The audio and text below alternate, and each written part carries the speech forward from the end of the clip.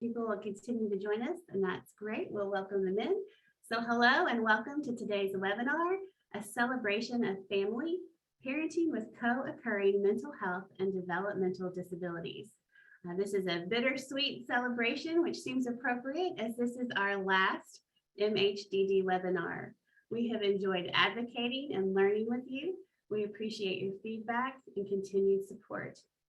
Please keep visiting our website at mhddcenter.org for resources related to mental health and developmental disabilities. If you have not completed one of our modules, I would invite you to choose one to check out and let us know your thoughts. My name is Kristen Dahl. My preferred pronouns are she, her. I am a 40-something white female with long blonde hair. I am wearing a green shirt in celebration of May as Mental Health Month. Mental health is an essential part of overall health. I have a Navy background with the MHDD logo. On behalf of the Mental Health and Developmental Disabilities National Training Center, I would like to thank you for taking the time to be here today. We are excited to have a panel of parents today to share their stories and experiences. Our panel is choosing to introduce themselves after a few technology notes. If you are joining us on Zoom, the controls are located at the bottom bar of your Zoom window. Please use the chat box if you have any comments or technical issues, and we will do our best to assist you. Please use the Q&A to submit questions for our presenters. We will read your questions as time allows throughout the presentation or during the optional Q&A time from 3 to 3:30 p.m. Eastern Time. There is a hand raising feature you can use if you need assistance from the MHDD team. Other than those presenting the webinar, everyone is muted and camera access is turned off. This webinar is being live captioned. You can turn on captions in the Zoom window by clicking the CC button on the menu and selecting Show Subtitles. You can also change the size of the caption text by selecting Subtitle Settings. ASL interpreting services are being provided by Central Kentucky Interpreter Referral. The webinar is also being broadcast live on YouTube. If you are joining us on YouTube, please add your questions and comments to the live chat on the right-hand side of your screen. This webinar is being recorded and will be available on the MHDD YouTube channel and the MHDD website. We will be sending out an email following the webinar with an evaluation. We ask you to complete the evaluation and share your feedback with us. The email will also include instructions on how to receive continuing education credits. Once again, thank you for being here today. I'm going to turn it over to Jason Jones, who is our moderator for today's session. Thank you very much, Kristen. Let me share my screen real quick here. All right, everybody can see that? Parenting with a Disability? Great.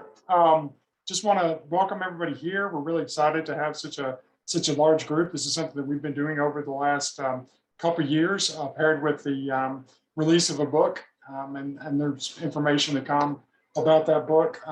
Just a collection of many stories of people with disabilities and their journey through parenting, all different forms of parenting, everything from natural childbirth all the way up to adoptions and those kinds of things, foster care, those sorts of programs. We're excited to be here with you today. I'm sure I know a great deal of you for my years of working in this community. And so we'll get started real quick. Just to introduce myself, I'm Jason Jones. I worked for OBR for many years before coming to the Human Development Institute at UK. And you'll get to see these pictures for all of our presenters today. But this is Micah and Bryce. I need to update these pictures because when I first opened this presentation, I realized that they have grown in age quite a bit. So I think of the last time it said 11 and 8 on here, but they are bigger now. This is my wife, Jessica, as you can see, and we're just a happy family most of the time, like most families.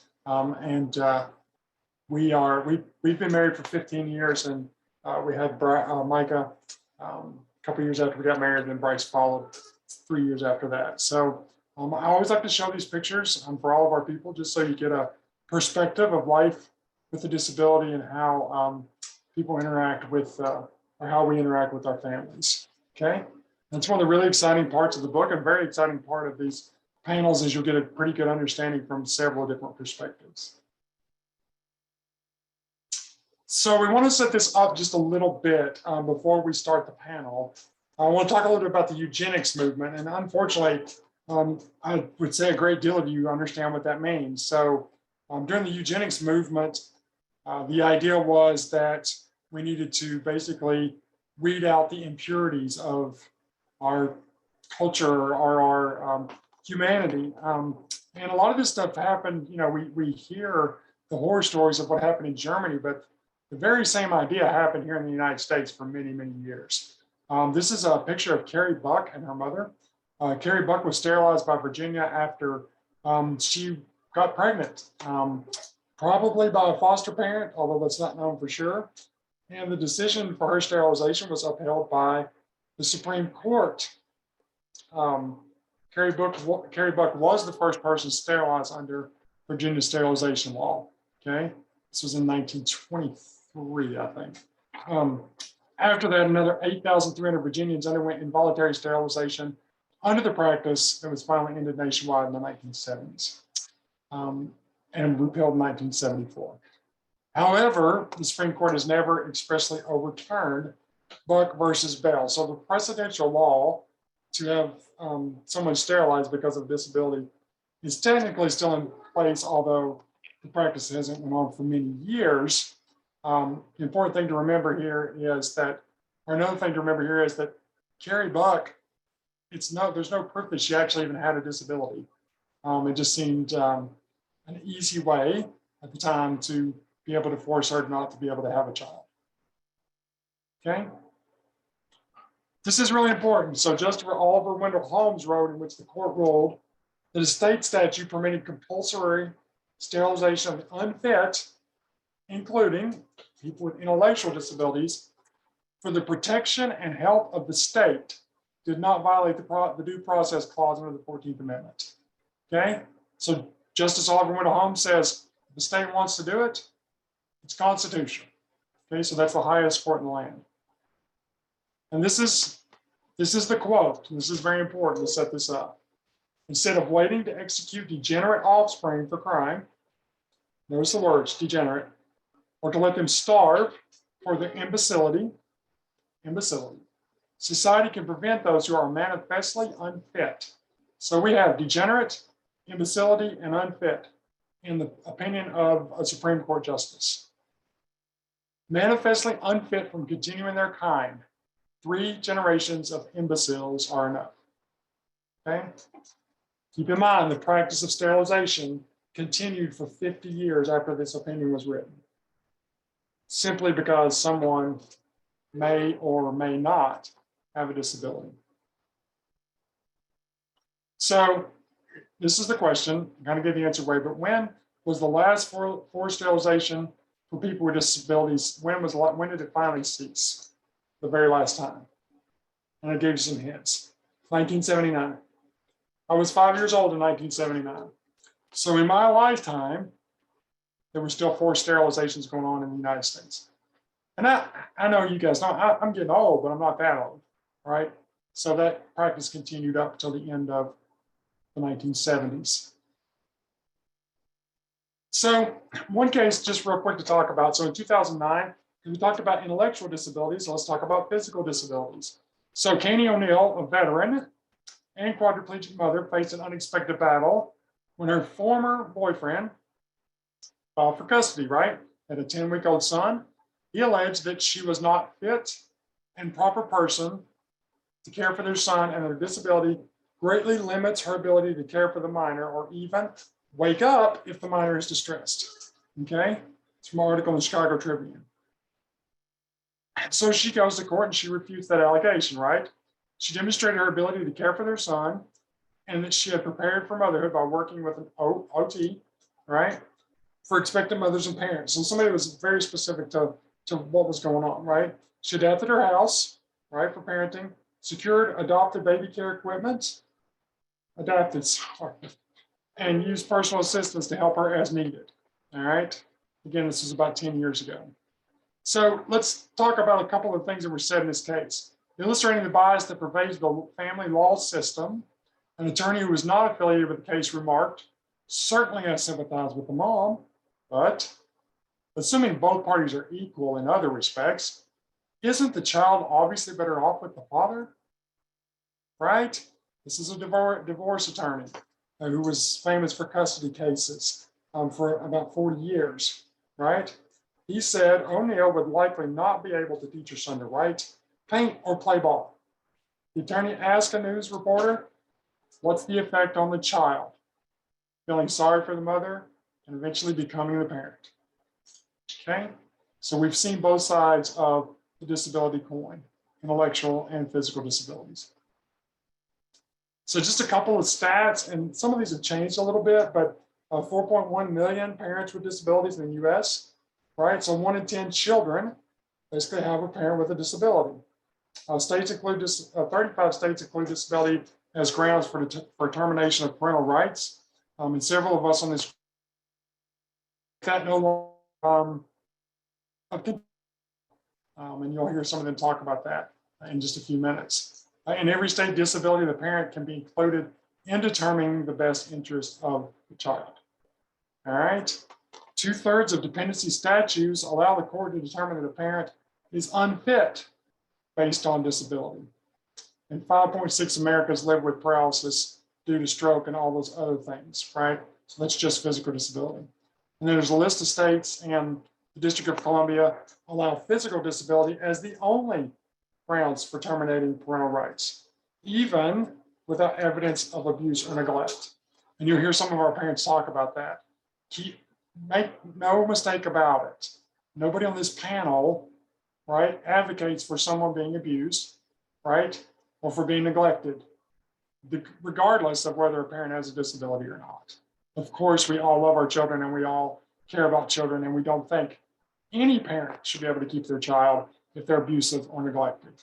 So that's two separate things. Unfortunately, the court has not seen them as two separate things. Okay. All right. We ready to roll? Any questions yet? And if you have any questions for any of the panelists, we're going to do it. Kristen? No questions yet. Okay, great. I just saw your little microphone mute thing go off. So I'm going to go, and I'm going to let everybody on the panel introduce themselves. I personally want to thank the panel. These people have stepped up every time we've wanted to do this. Some of them are really good friends of mine, and they're all really good people. I've enjoyed working with them over the last couple of years. So I'm just going to pop up on this display, and I will let each of them take about 5 minutes to describe their families and who they are and kind of why they're here today. All right, Carrissa, we'll start with you.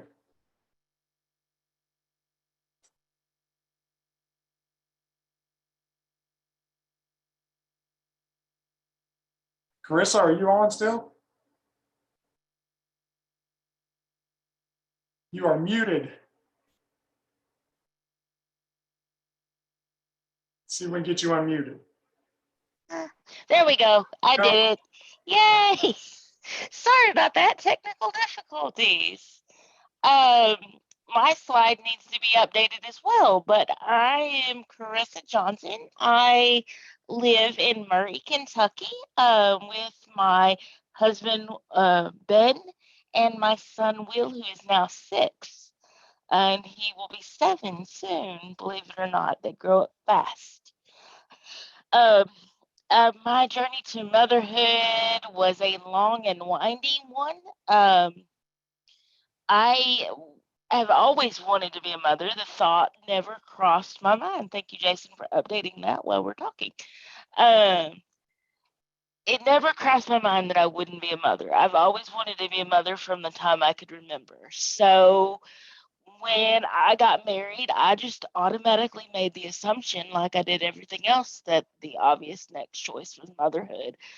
Unfortunately for me, that choice was not so easy. We discovered fairly quickly that not because of my disability, but other health issues prevented me from getting pregnant. So we went down a fertility path where I went through several trials, fertility drugs, and all of that. And I will talk a little bit about that later. But eventually, getting tired of all the medical intervention, we decided to adopt Will. So we went through Catholic Charities, foster to adopt. So I was first a foster parent, certified through one of their social workers. And then once they deemed me fit to adopt, I was allowed to adopt Will. He is a wonderful little boy, very inquisitive, very bright, and I just love him to pieces. So that's us in a nutshell. I'll talk as questions are asked. Give it back to you, Jason. Great, thank you, Carrissa. I really appreciate it. We're going to go on and skip down to Keith. Keith Hosey.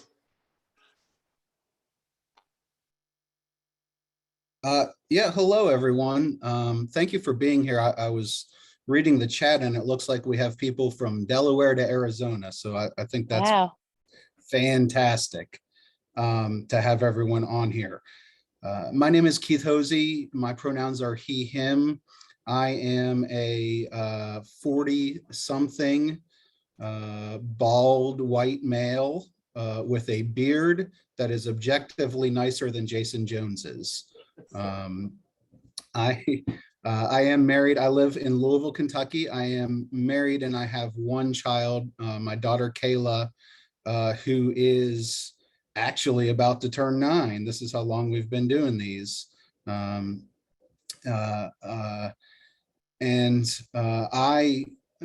have co-occurring disabilities. In fact, I'm like a couple rings away from a Thanos glove, maybe. I don't know. I was born with the developmental disability of club feet. I had severe bilateral, both feet. I had lots of surgeries as a child and continue to have complications as an adult.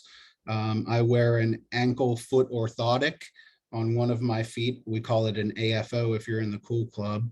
I also, in my 30s, in my mid 30s, was diagnosed with general anxiety disorder, and then shortly after, depression, major depression disorder. I started out with physical disability. My daughter was born. She was alive when I gained those diagnoses. And so we've kind of been learning together on that. And I didn't mention I have a green shirt on, and I'm going to claim that I wore it for Mental Health Awareness Month, and that it was all planned this way. Thank you all for being here. Thank you, Keith, very much. All right. And BreeAnn.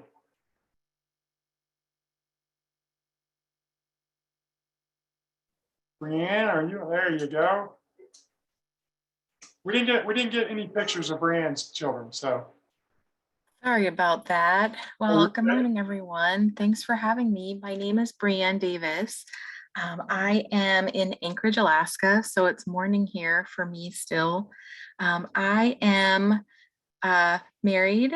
I've been married for 16 years. I have 4 incredible children, 2 of whom experience a dual diagnosis. And I myself have some lived experience in that arena. So with my 4 kiddos, the 2 whom experience dual diagnosis, one really prefers their privacy, so I don't talk about that kiddo as much. But I do have a 16-year-old son whom experiences a dual diagnosis, and he loves advocacy and is very proud to share his story. And so I talk about him mostly. He was diagnosed very young, and so we've been on this journey for quite some time now that he's 16. I'm very fortunate to work for a tribal organization in social services, but on my personal time, I've been lucky to be an MHDD National Training Center Board Advisory Board member, and I've also had the pleasure of serving on the as a hub member in the MHDD ECHO for 5 full ECHO sessions. So I enjoy sharing our story. We've had our own challenges around behaviors and our successes, and I'm looking forward to spending this time sharing with you and getting to know all the other panelists and answering any questions anyone has. Thank you. Great. Thank you for being with us, BreeAnn. Sandra.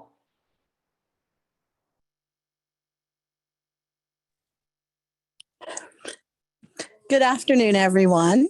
My name is Sandra Williams. I know you all can't see me.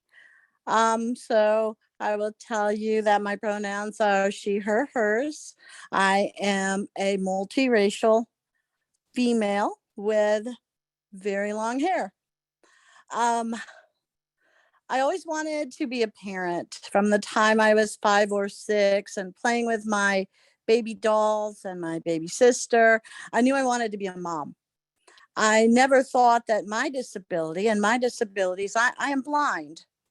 I can see light and dark and sometimes shadow, but I never imagined that that would be an issue since both of my parents were blind.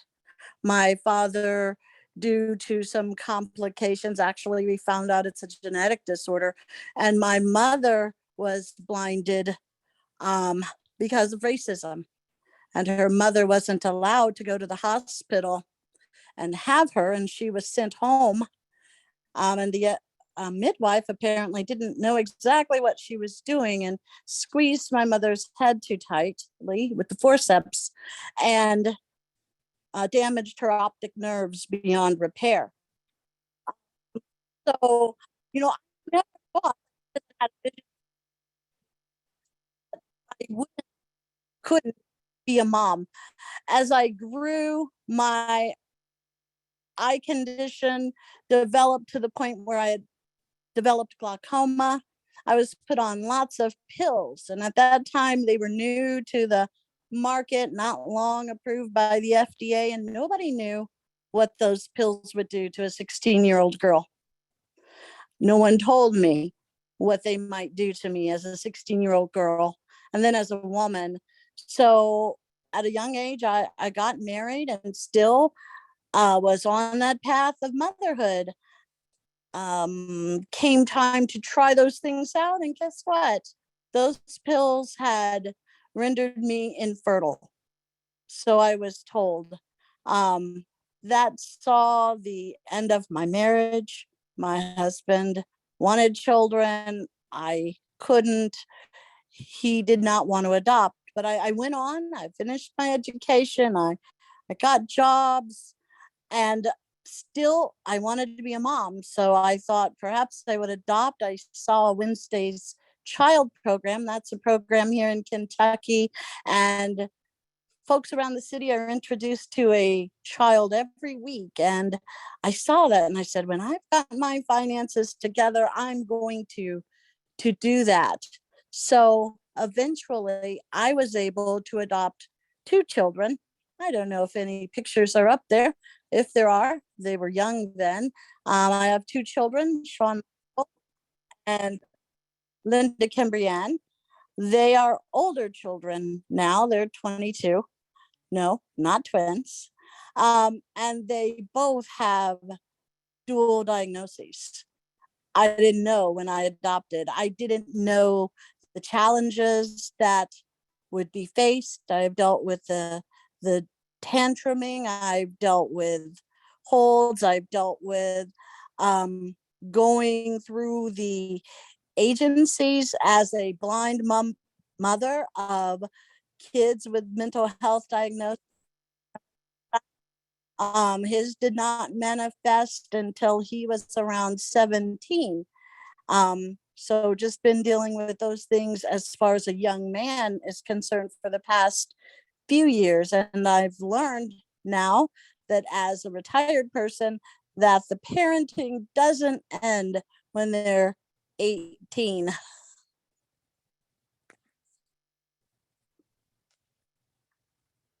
Great, Sandra, thank you so much. Okay, we have one more participant. It looks like she is not able to get on yet, but I'll just throw, this is Morgan, and these are her two sons, Royal and Roger. And when she comes on, I'll let her explain her situation. All right, so I'm going to stop sharing so you can see everybody's face that is on the panel. And we will start just throwing out a couple general questions. And I'll usually like to call on the people on the panel, just so everybody kind of knows. But of course, anybody that has something to add, please just jump right in. So Keith, I'm going to start with you. Tell me what you think have been maybe the biggest hurdles for you in being a parent with a disability. For me, being a parent with honestly, my biggest hurdle was before I even became a parent, because my club feet are hereditary. And so that's something that my wife and I had to discuss prior to conceiving. We had a conversation about whether or not we wanted a child, what would be that child's life if that child did inherit my disability. And ultimately, we decided that, of course, we'd love that child anyway, regardless of any type of disability. Just a funny story, I guess, real quick. I don't think this is in the book, but when my wife was going to prenatal checkups, at the time I was working at a center for independent living. I saw a number of people in the chat say they're with SILS. Shout out to the IL people. My wife was at a prenatal checkup, and they asked her if she wanted to do some testing to see if the child had any disabilities. And they already knew that I had club feet, and that's something that they can now detect on the first ultrasound. This was prior to the first ultrasound. So she kind of asked, well, what's the deal with that? Just, because it's optional.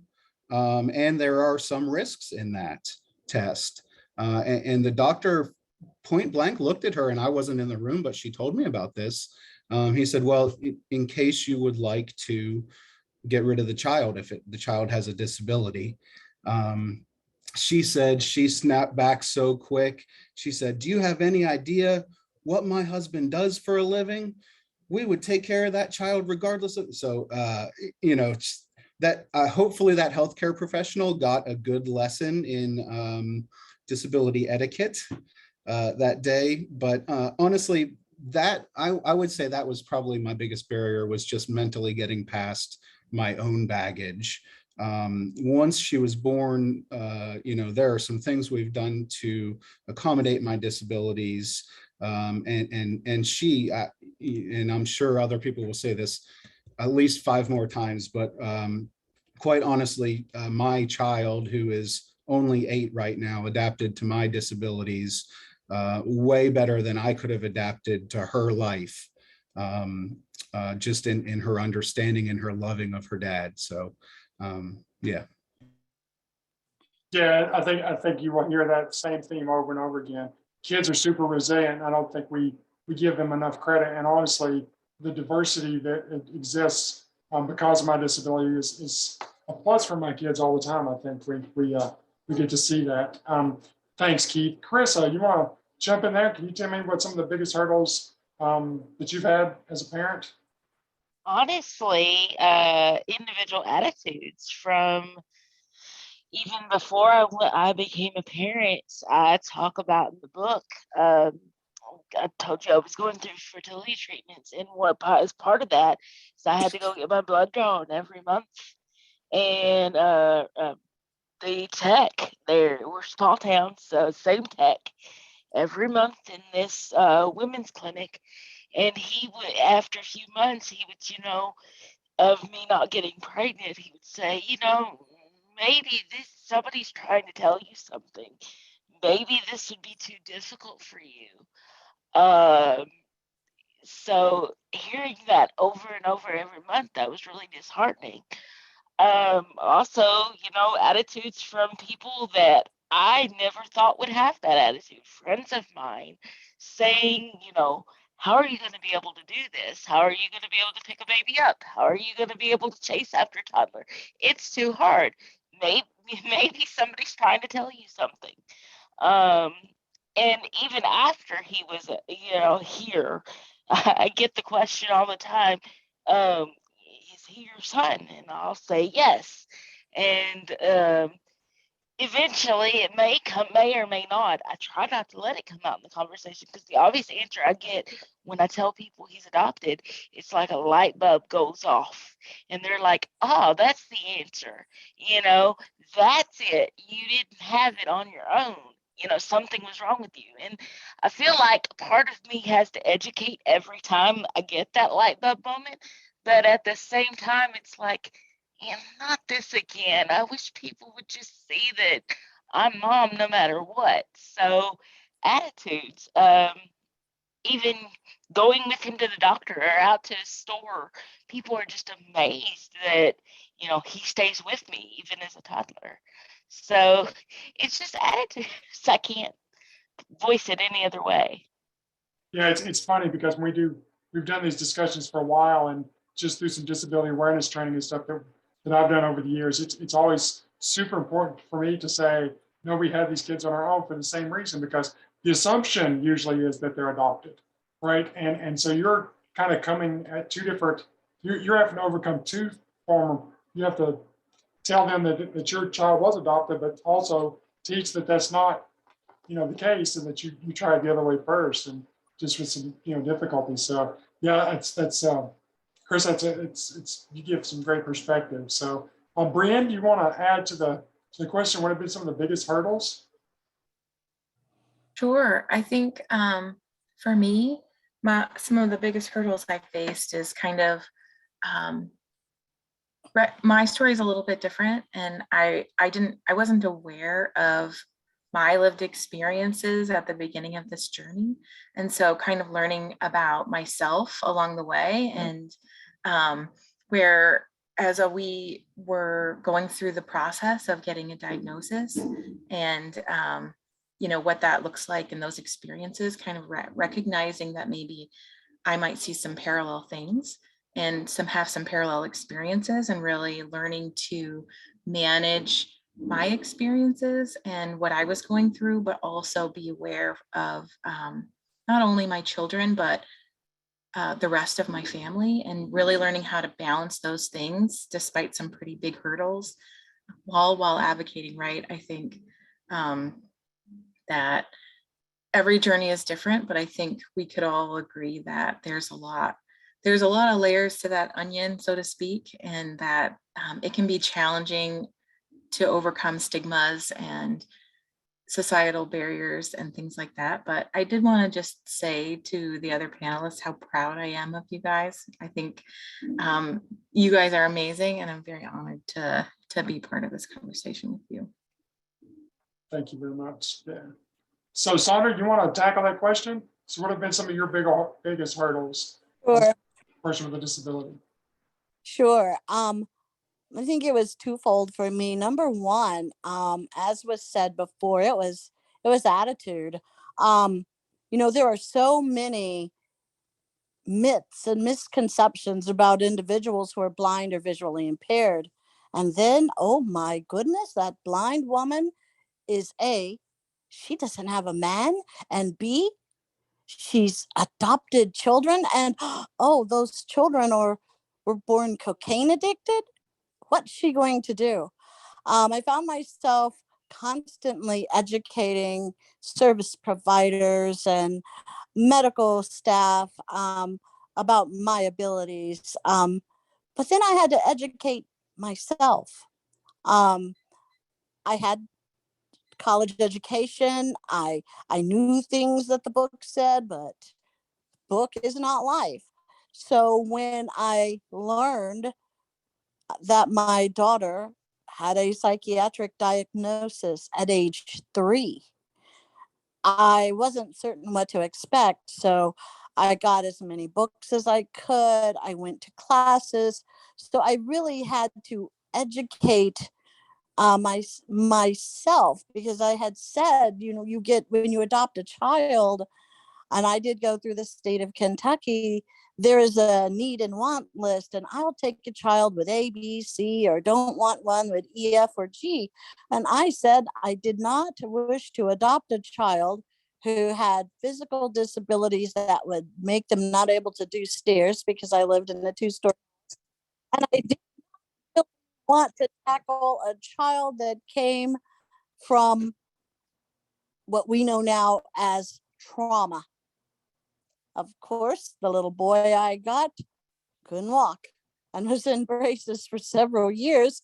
And the little girl I got was definitely a child of trauma.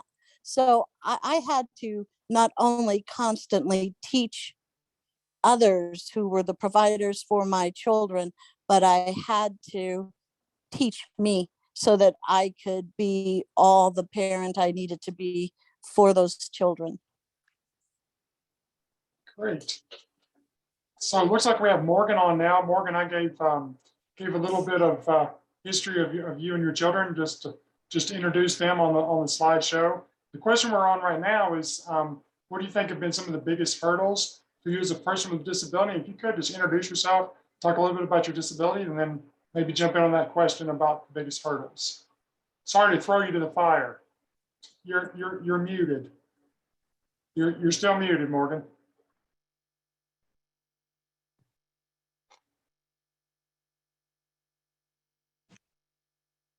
Can you hear me now? Yes. Okay. You're good. Sorry, technical difficulties are a bear sometimes. I'm Morgan. I am a survivor of a traumatic brain tumor, or a malignant brain tumor. So I have a traumatic brain injury. My disabilities range the whole spectrum. I have cognitive, physical, and emotional. I have depression, anxiety. Cognitive would be, I was recently diagnosed with ADHD. And I have physical disabilities where my left side is weak and numb. I'm working on that. So I walk with a limp, and I'm permanently bald and apparently can't speak. I have 2 young children, first grade and VPK, which is pre-kindergarten. And what was the question you're on? What have I experienced as a disabled parent? What are some of the biggest hurdles? Mainly it's the extent of how our family deals with things. I'm very capable. So outside of being an adult woman who's bald, I still get looks about that. I still get people who come up to me and want to bless me and stuff like that because they think I have cancer, which I don't. Other than that, my son has ADD, my husband has ADD. Theirs is genetic, mine is acquired.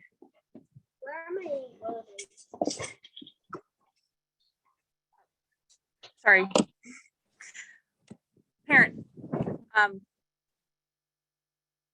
Mainly my prejudices and whatnot have been in how I deal with my family and our issues. More so than that, we have issues because I'm not in a wheelchair, I'm not blind, I'm not deaf, I'm not what the outside world deems significantly unable to take care of somebody. So on the outside, I look like a normal person, and it just looks like I don't know how to take care of my kids, when really I don't even know how to deal with myself sometimes.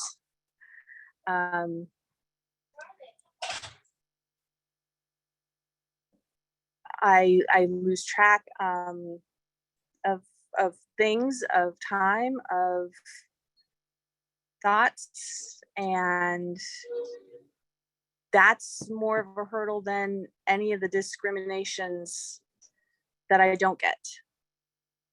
I'm very fortunate in the fact that because I look normal, I'm treated fairly normal until I'm not. And usually it's not a discrimination, it's a, oh, she's weird, or she's a fill in the blank. And people just disassociate with us or me.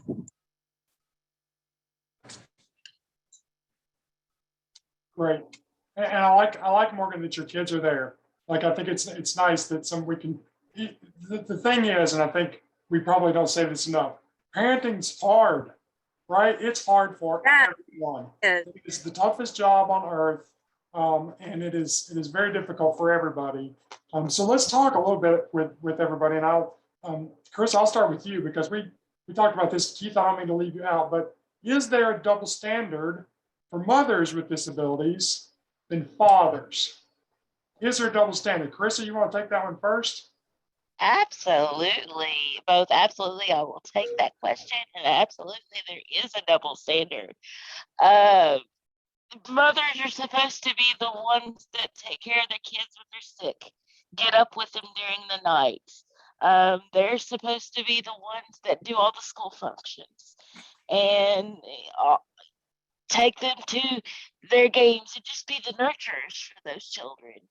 And I didn't say this in the beginning, and I probably should have, but I have CP, and I also have been diagnosed in adulthood with severe anxiety. So some days I physically cannot, and I'm thankful that I have a partner that can help.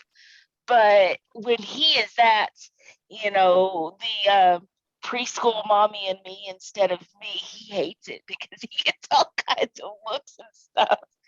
But he does it. And then I feel guilty. I shouldn't, because I'm blessed to have somebody to help me. And it's 2022, right? I shouldn't feel guilty that I wasn't able to be there at that mommy and me thing. But I do, because society tells me I should, because I'm his mom and I'm supposed to do everything for him. So absolutely. Yeah, it's a good answer. BreeAnn, do you feel like there's a double standard there? I think we're all going to agree that there is. So just tell me how you've experienced that. I do think there's a double standard, and I think there's unfair expectations of both moms and dads when it comes to dual diagnosis and children with disabilities, because I think there are some society expectations there that from people not understanding, or stereotypes or stigmas. But I think moms can't, I think it's interesting, but I think both moms and dads probably face some stigmas around that, because I think traditionally folks look to fathers as the providers, and are you going to be able to provide if you experience a disability or a challenge? And just like Carrissa was saying, moms are society has these expectations of what a mom's role is. And if that doesn't fit into someone's vision or view, then they feel like you aren't doing the job they expect you to do. I can't tell you how many times I got comments about my parenting skills when my child would be having a meltdown or needed to be removed from a place. Everyone becomes an expert on what my role should be in that moment, and has an idea on how it should be handled. And no one looks at the other children who aren't experiencing those things in that moment and recognizes that maybe this kiddo is having his own barriers and challenges in that moment. And then if you're having your own challenges yourself, Chris, I share, that anxiety diagnosis you talked about. And if you're in a store and someone's telling you that you're a monster of a parent because your child is kicking and screaming, who's quite large, he's taller than me now, and you're having your own anxiety about the situation and the circumstance, and your child is also experiencing significant anxiety, it can create quite a scene, and it can create quite a situation for your own internal circumstances. And so I definitely think there's a lot of stigma that we have to be able to talk about so that we can kind of change the discussion and change how people view those circumstances.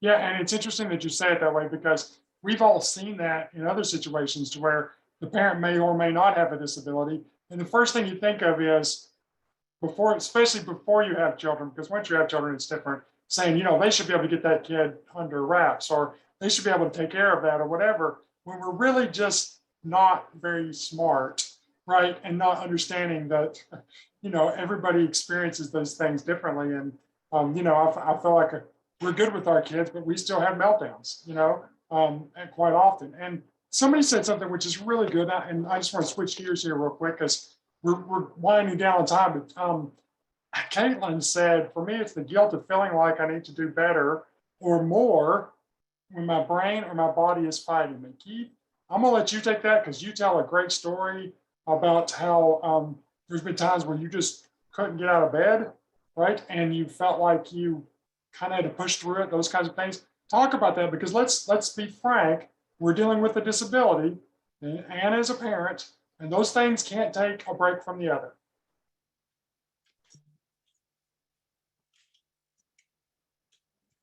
For a minute there, my space bar did work to unmute, but then it didn't, so I apologize. If I can just, if I feel like maybe it's like a presidential election here, I'd just like to address the last thing real quickly. I too agree that there's a double standard for women. So just in case anyone was wondering, absolutely. And, I have heard stories from friends who are mothers with disabilities, where they have been approached in public, where I've been in similar situations and have never been approached as the father, and oftentimes the mother is nearby too. But to your question, parenting and disability, neither of them have time off, right? So yeah, when I first was diagnosed with anxiety, there was 3 months before that diagnosis where I was having extreme panic attacks, to the point that the first 2 times I went to the hospital because I thought I had a stroke. It was full body numbness, and several other symptoms, including one of my former colleagues. I was riding in his van the first time I had one, and I wasn't, my cognition was messed up. I wasn't making sense. I wasn't understanding things. He kept offering to stop at a hospital, and I didn't realize how bad it was. But it affected my whole body, and it always ended with a massive migraine. I am on some good medication now that luckily for me is both great for my anxiety and my depression. Now when I do have some minor issues with my anxiety, usually the result is just the migraine. But when I say just the migraine, anyone who's had migraines knows that's not really a just. It knocks me out. Sometimes all I can do is curl up into bed with the blankets over me and a pillow over my head, and just ride it out until I can't ride it out. And then I get up and I pace the room till that's not good. And it's hours of that. And so for a 5-year-old, for a 6-year-old, that's not, oh yeah, that is in bed all day, let's leave them alone. That's not your typical situation. But my daughter has been great about it, even at a young age. Just my wife and I talking to her, daddy's got a migraine. We were up front with her. Daddy's got a migraine. It really hurts his head. We have to be quiet. We have to be considerate. And even at, 5, she was great about it, and continues to be great about it. Although she is 9 going on like 16 at this point, with her attitude. I mean that she is a very strong-willed and independent woman, and I'm grateful for that very much as she grows. And her difficulties are absolutely just because you have a disability, right? Right. Yeah, okay. And talk a little bit, because I remember at one point you said that she said she didn't know you had a disability, or that you didn't have a disability. Yeah, so that kind of blew my mind, because I'm not very quiet about any of this. I am a disability advocate in my blood, whether it's my job or not.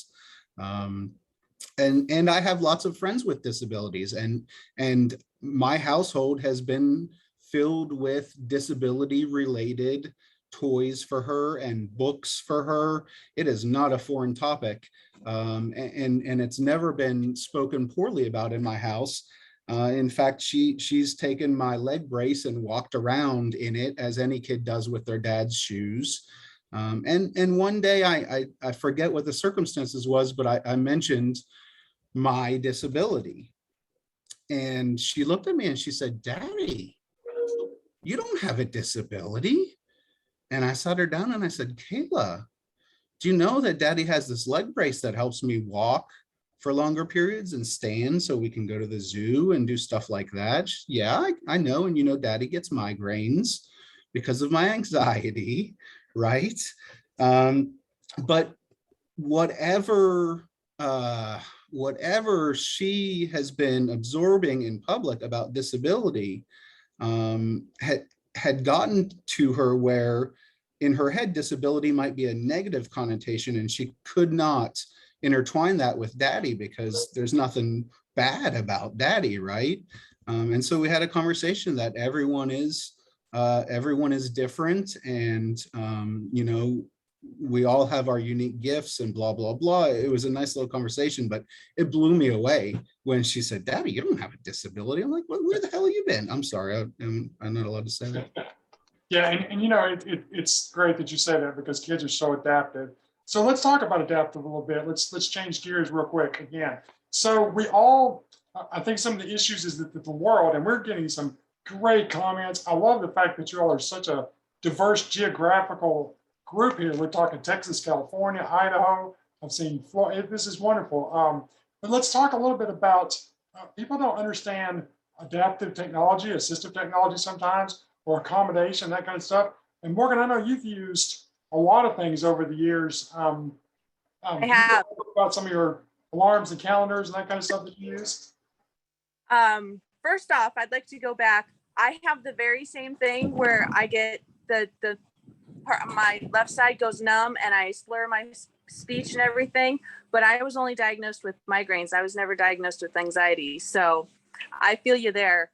What we did because I'm a stay-at-home parent, what we did is my son, Royal, who's the one wandering around in the background, and he's going to come say hi since I said his name. We taught him to get on his iPad and use Facebook or FaceTime to call somebody, my mom, my mother-in-law, his dad, and tell them, "Hey, Mom's having one of her migraines." And that way he knew that he wasn't alone in things, because sometimes they would creep up and sometimes I'd wake up with them. So that was a really good thing. And in our house, for some reason, having a disability is a source of pride because my son has ADHD like both his parents do. So he's all proud because I have a disability. So back to assistive technology. Like I said, FaceTime and video chatting is a great one because in an emergency, you don't have to talk. You can show what's going on. Another one is because I have ADD, I forget things. I have time blindness. Time blindness is where you lose track of time. Like someone thinks you're working for 5 minutes when actually it's been 50 minutes type thing. So I have timers set for everything. Remind me to take my meds, remind me to give Royal his meds, remind me to go pick up people or make dinner or do this or do that. I live my life by timers. And in the beginning, when I first started using assistive technology, they wanted to give me all these, and this is back in, I was diagnosed in 96. So I want to say roughly 2005, maybe. They wanted to give me, and this is how technology is advanced for us. They wanted to give me all these different devices that cost thousands of dollars. I said, wait a second, because my husband is a techie. He does internet and telecom for a major nationwide corporation, and he had a smartphone. And some of my friends who were deaf, they had the sidekicks and stuff. And I approached him. I'm like, well, why are you giving me 5 devices when a cell phone can do it all? And this was back, like I said, sidekicks, whenever that they were popular. So I was one of the first ones, at least in Washington State where I grew up, to be given a cell phone as assistive technology. And they had to go through a bunch of hoops just to get me a cell phone, because it was considered a phone and not assistive technology, where nowadays a cell phone does everything and nobody thinks twice about it. I also have a brace now. I was fitted with it. Thank you. A few weeks ago, and it's severely helped my my walking, and physical therapy is helping. What else? What else do we have? What else do we have for assistive technology? I have to say nowadays though, most of it is second nature, because everything has video, has voice to text, it has timers, everything is incorporated. So nobody, I mean, assistive technology, unless you're like Jason, where you can't use your hands or something like that, it's kind of non-existent now. It's kind of because it's second nature, right? Yeah, yeah, for sure. And I can use a lot of it, even though I've been able to use my hands. So that's great. And Yeah. you talked one time before about that. That really helped because you had some memory loss and just being able to keep up with calendars and that kind of stuff, right? So that's where you use a lot of your assistive technology. I assume now still. Exactly. Definitely, with the memory loss and the time blindness, it's awesome. And then my brace, I guess you could consider it assistive technology too, because, but yeah, I mean, even if I would definitely say, if anyone is struggling with anything, research, and with YouTube and the way the internet is now, I have learned so much. I have found website after YouTuber about ADD, ADHD, and I am learning so much because I've never had to deal with it before. My husband was diagnosed when he was in grade school, and he basically, I don't know if there's debates about whether you outgrow it, but he basically doesn't deal with it much anymore because he's adapted. And so having not known anything and never having the same issues, but never being diagnosed with ADD, I've always just made do with what I can, with the 504 at school. See, my timer just went off to take my, I'll have to take one more.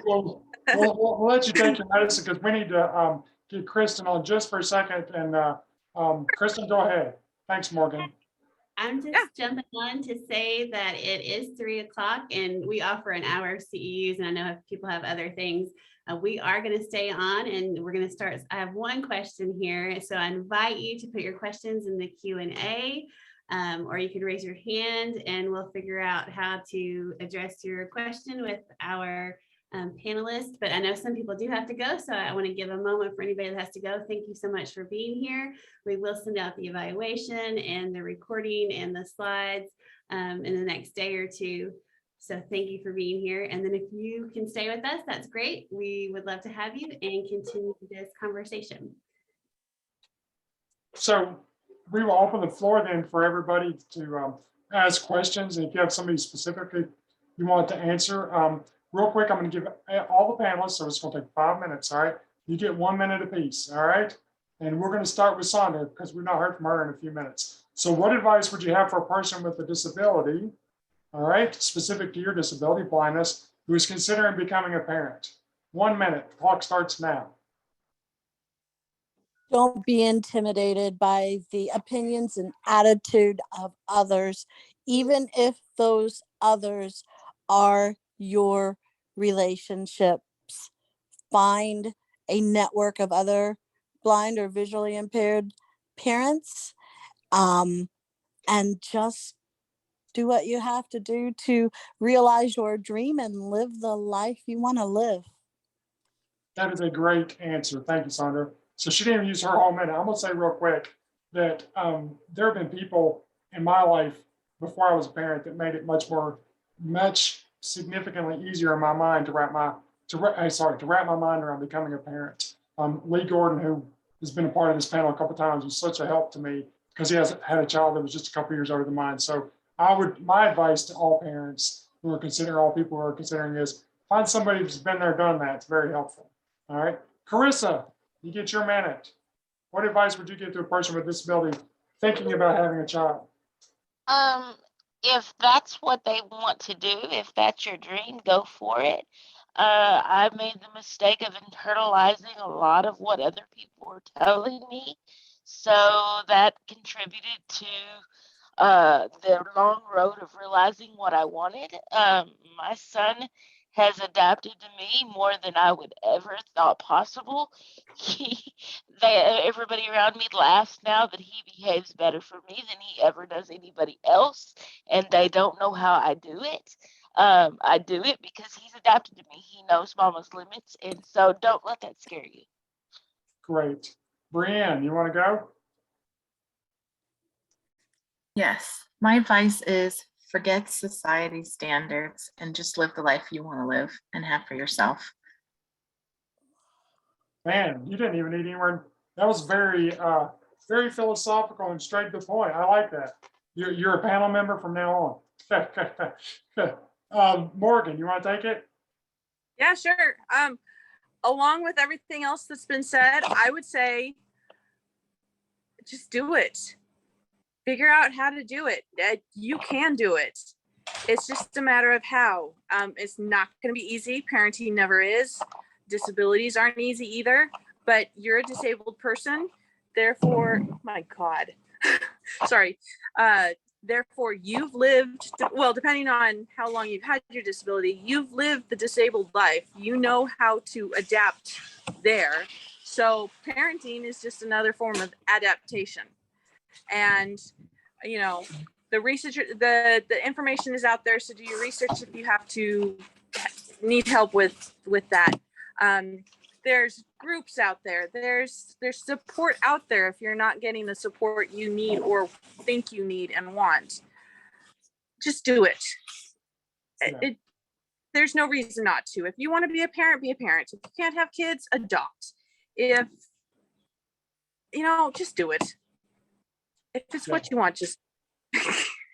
Yeah. What's funny is I'm sure it's one point we had over 300 people. Any of those people who have parents, they would be lying, I think, if they told me they were completely ready for what it would be like to be a parent. Although all of us probably thought we were, but yeah, and that has nothing to do with disability. Keith, you get your time, buddy. You know, I don't know if I have much to add to what the other panelists said. So I would like to just echo some of what they said. Just do it. Don't let your fear hold you back. If you need to find community, find community. That's one thing I did when I was deciding whether or not we were going to move forward, is I found community of other people with my club feet with the same diagnosis and talked to some that were parents. But I think the other thing that Jason just said is so true, and a couple other parents have said it. You know, parenting is parenting. I knew just as little as my non-disabled wife knew when our daughter was born. You know, no parent is ready the first time around, or maybe even the second, I don't know. But, you know, we are disabled folks. We are an adaptive group. So why would anyone think we can't adapt to parenting? when we've adapted to every other part of our lives, right? Yeah, That's that. good advice.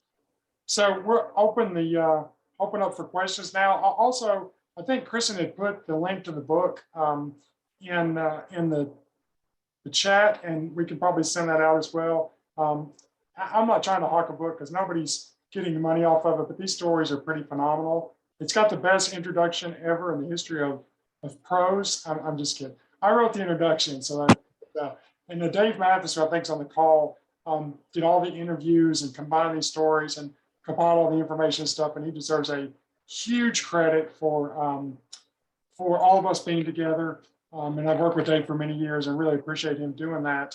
Also would like to say thank you to everybody that's been on. I would love, we've started a consortium here in the state to start tackling some of the legislative problems with parenting and some of Kentucky's laws. I would love to hear from y'all. We've met with some other states already, so feel free to get in touch with us so we can bring you into the fold and learn from you, because we're young children. So we need parents too at this point as far as our what we're trying to get done. So does there anybody have any questions for any panelists? Hey, Jason, this is Dave. Hey, Dave. I just wanted to add a couple of things about the book. In putting it together, 30 stories, two things really stood out to me. How honest all the parents were about their experiences. And I think that shows that nobody likes to talk about anything better than talking about their kids. And also, and you've mentioned it a couple of times already, almost all the parents talk about how resilient and adaptable their children were, which was, to me, one thing that really stood out. Thanks. Thanks, Dave. Kristen? Here's a question. This is a two-parter, so just ask if you need me to repeat it. What are examples of resources that new parents with disabilities can go to? And are there examples of entities that provide parenting classes that are disability centered? Looking to build resources for local parents with disabilities like myself. That's already a two-parter. Also, what are some databases that researchers can go to find statistics on parenthood and disability? Morgan, I think you raised your hand. I know in Florida, and I took advantage of it both times for my sons, and it's not necessarily disability related, but I did have some really good counselors who worked with me as a disabled person. We have in Florida it's through one of the child research centers. It's called Parents as Teachers, and it's a program for the children where they follow the children. You're assigned a counselor, and they follow the children from birth until they start kindergarten. And with COVID, it's changed and whatnot, but pre-COVID, the counselor came in once a month to the home, or you met them at the facility, and they had a game or an activity that they did, and at certain intervals they measured milestones, and you could ask questions and all that kind of stuff. And I had two really good counselors who were able to answer my questions regarding things that had to do with my disability and being a parent. So if, like, what do I do if I fall and my kid can't help me? So, they have the resources in in our state, at least, to be able to say, well, your kid can do this, so have them call here. Or we have this group of parents, they had other resources, and I'm all about resources if you haven't figured it out. So that was a great advantage if anybody lives, I know this is probably a Kentucky thing, but if anybody lives in Florida, or if there's anything like that in your state, definitely seek that out, because it's a phenomenal opportunity. Yeah, and there's the National Center on Parenting with a Disability at Brandeis University, and Dave has posted that link. There's a lot of great resources. We've met with them as well. They are really good people. They do a lot of research, I think, which you ask about, Timothy? Does anybody else have any answer to that question? I just thought I'd throw in as well, as far as resources, every state has a DD network, which includes 3 agencies within that state that are out there with programs and services and advocacy assistance for individuals with developmental disabilities. And then also there are centers for independent living all around the country that have peers that may have been through similar situations, as well as staff who are a little more disability friendly. And we might even use that P word, pride.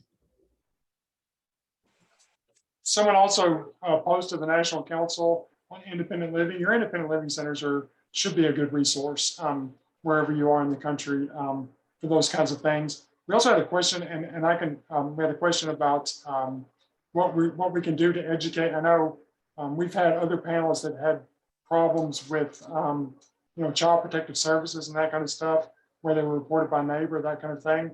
So there's a big group of us that are currently also working with our people in Kentucky and that cabinet to educate them and develop some training and stuff based around parenting with a disability. So, and I encourage, all of you all, if you have the opportunity to get involved with some legislative type of programming, that kind of thing, some movement, then please do so. It's because when it starts in one state, it can quickly become, like COVID-19, spread everywhere. So, sorry, I shouldn't have brought that up. Write that down. We don't need to talk about that every time. All right. BreeAnn, you posted. You want to talk about the place that you posted? Yes, so I posted the web address to the MHDD, or Mental Health and Developmental Disability National Training Center. There's some incredible resources there that I use as a parent. The trainings there are easy to understand and easy to use, and I actually send them to other people too when I'm trying to help them understand, what we're going through and our own challenges and things like that. And there's been a lot of really good advice here. I just wanted to add to that. The social media is challenging sometimes, but it's also a gift.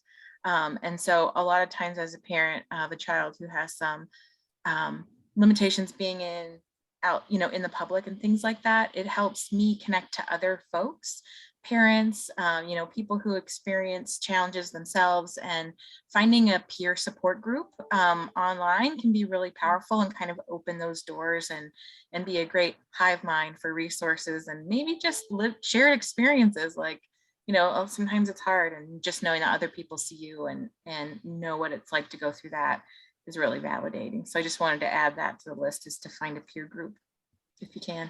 Yeah, and I know a lot of people that we've been involved with that do not have disabilities still benefited significantly from parent groups, especially when it's your first child, when you think you're probably going to kill them in the first few days. It's nice to know that that's probably not the case. So yeah, it's good to know. And Carrissa, you posted one. You want to talk about it? Yeah, they have worked with us with some of our work with the social workers as part of our network in Kentucky task. They do some trainings and other things as for parents with disabilities. So check out their website. I've even liked some of their resources and things that I've noticed since I've even signed up for their newsletter. So I encourage you to do that. Also, they mentioned social media. That was my go-to. So to connect with parents with disabilities, because there wasn't a whole lot out there when I was first exploring it. So social networking is great. Yeah, and TASK, because Carrissa works in government pros like the rest of us, are close to it. TASK was the Association for Successful Parenting, right? All right. Sorry, I talk in acronyms. We all do. We all do. Sure. Yeah, and Hannah mentioned AUCD.org has a great webinar series on parents with disabilities. Yeah, I think some of us contributed to that. So, all right. If I might add, there's a joint, if a parent happens to be a parent who is blind or visually impaired, or who happens to give birth to a child who is blind or visually impaired. There's a joint effort between the American Foundation with the Blind as well as the American Printing House for the Blind. It is called Connect Center. A person can be linked with others. There's all sorts of resources online. I'm doing this on my phone, not a computer, but it's easy to find. And also there's nfb.org. There are resources on that if you are a parent of the blind or sighted seeking assistance and places to go for resources. Great, thank you, Sandra. That for Kentucky, or is that nationwide? Nationwide. I have a friend who's blind, and we live in a smaller town, and she's having a hard time getting around.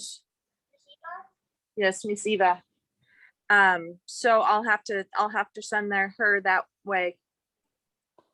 I Most appreciate that. We have a couple of people asking for those links. There they come. Good, thanks, Kristen. I'm trying to find the AUCD one. I'll keep trying. Yeah, aucd.org. It's up there, a little higher up, I think. So Yeah, I was just trying to find that specific. actual link. Yeah. I'll share the main page and then we can search it out, but I'll keep looking. All right. So for just the last 5 minutes, I'm just going to give everybody a chance to kind of say their last send off and goodbye, and everybody tell just a little. You get 1 minute, 1.5 minutes, and if any questions come in during this, we'll stop and answer those questions. But just tell a little bit about maybe a cool story about one of your kids or experiences that you had that sort of overlapped into your disability. All right. And my kids, I remember the first time that they came home and asked me or told me that their friends had asked them what was wrong with me. All right. And so at that point, it was kind of I think all parents get into sort of the daily routine, and you kind of forget all the things that are going on, and you just parent and get through the day and get in bed at night and start the whole process over. So it was really kind of a sort of a smack in the face of awareness, saying, oh, okay, yeah, I forgot I got a disability. So we do have to talk about that too. So my kids took it really cool. And the first time I heard my youngest son, who's now 10, telling someone else, explaining my disability, was one of the best moments of my life. So I will say that kids are cool, man. We're the ones that screw them up, but they're pretty cool for a while. Why don't you go, BreeAnn? You're in the top right corner of my screen. I would love to. One of the things that is my takeaway from this experience is I can't wait to go share these stories with my son, because he dreams of having family and he worries very much if that's something that will be a reality for him. And I can't wait to show him this book and show him that it's absolutely a possibility and a reality, and that there are many different ways that people are supported in this world through parenting, regardless of their circumstances, and that it's absolutely a reality for him. So regardless of his circumstances. So that's my big takeaway. I know that's not necessarily a story, but I just can't wait to connect with him after he gets home from school and to tell him about my experience today. Listen, make sure you tell him that if anyone could marry somebody like Keith Hosey, everybody has a chance. Okay? So be careful. All right, Keith, I'll let that be your lead in. I appreciate that, Jason. And I do believe that, well, I do agree with you, and I do believe my wife sometimes would agree with you as well. I want to tell just a quick little story that kids are kids, you know. My daughter, I mentioned earlier that my wife and I like to fill our house at least with some materials that address disability as well as race and LGBTQ. We you know, and you know, our circle of people reflect that as well. But I will tell you that the year recently, I forget, maybe 2000, Barbie came out with the Barbie in a wheelchair. And I went and got, my daughter loves Barbies. You should see our basement. I'm swimming up to my knees in Barbies down there. So I got her the one in the wheelchair thinking, well, this is a great opportunity. And Christmas Day, she opens it and she looks at it and she's like, it's a Barbie. She goes, why is it in a wheelchair? So I said, well, we're all different. And I tried to sell it a little bit as a disability advocate. And I knew she wasn't too thrilled. And a couple of days later, I asked her about it. I was like, are you playing with your Barbie in the wheelchair? She said, no, I put the wheelchair to the side because my dream house has steps out front. Blew me away. I said, well, maybe we can make a ramp for your dream house because there's already an elevator to the second floor. So, kids, I don't, that's my kid. It's great. It's great. Sandra, you want to go? Okay, mine is probably bittersweet. I didn't talk very much about it or at all today, but my daughter is very young and has 3 very young baby girls. Her mental illness diagnosis is pretty severe, and this was at the beginning of the pandemic, and I had been caring for 2 of the grandchildren, and she was expecting another one. And she called me one day, and our relationship is not grand. And she still calls me mama, and she said, Mama, you need to tell me about myself. And I said, what do you mean, tell you about yourself? She said, well, all this time, and I guess she was 20, maybe just turned 21. And she said, all this time, I really haven't understood what it has meant when people say, you've got this or you've got that. And she said, now I'm mom. And she said, and I don't know what these words mean about myself. Can you tell me? And she asked me, oh, what was bipolar? Or what did it mean to be explosive? And she wanted to know. And then the saddest thing that she said was, Mama, do you think my babies are gonna be like me? I wish they could be like you because you don't have these things. And I told her she would be okay. And I did explain the words to her. And I remember holding her kids in my lap and her on the other end of the phone, just sobbing, and said, well, thank you for telling me. I'll do my best. And then she hung up. Yeah. Morgan, you want to go? Warning shots? Sure. It's my sons are very protective of me. I think mainly because I fall a lot, and Roger not so much. He's only 5 and just kind of shy and whatnot, but Royal very much so. I was his den mother for a while in Scouts, and at the beginning of the year, he would just perk out and say, my mom has a disability, she had cancer, she's bald, but she's this, she's that. The funny thing though is when I do fall, because everybody around me is not used to like me falling and being okay, so they all freak out and, oh, Morgan, here, let me. And my sons just stand there, and Royal especially says, oh, she does that, she'll be fine. Unless, and he can tell if I won't be fine. So it's kind of funny that, and it also goes to the adaptation portion of it, is they get used to, oh, mom, dad is this way, and we just accept it. It's like they don't know any different. So it always gets me when they do that. It's like, well, yeah, they know what's going on. And then they get mad when people listen to them. That's right. Yeah, I think all of our children become protective in some way. In fact, my father is experiencing Alzheimer's now, and my kids have this amazing empathy I see with him, and worried about him falling and, you know, wandering off and stuff, that they've become kind of little shepherds when he's around, which is really cool. So, Carrissa, Yeah. we saved the best for last. No, I'm just kidding. I'm just kidding.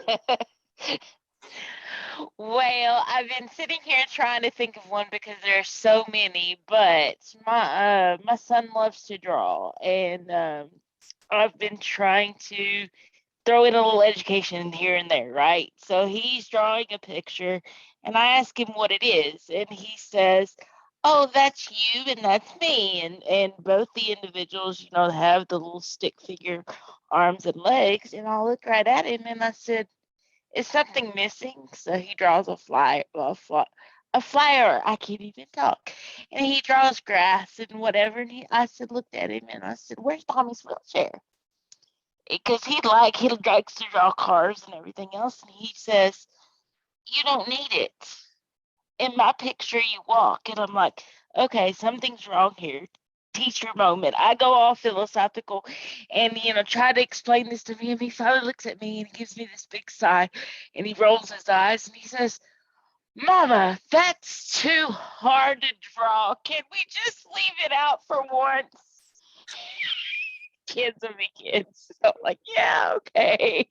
But he does like to show off my wheelchair. I've been to his school a few times and he likes to show all the bells and whistles. So he does know it's there, but apparently it's too hard to draw.